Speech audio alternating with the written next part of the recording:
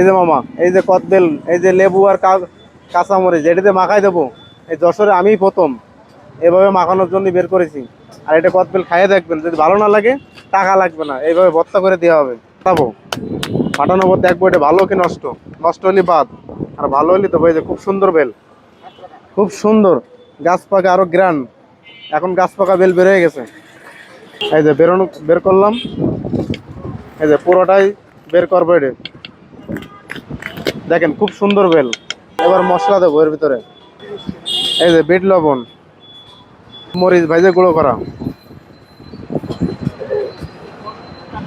সরিষার তেল, খাঁটি সরিষার তেল তাও।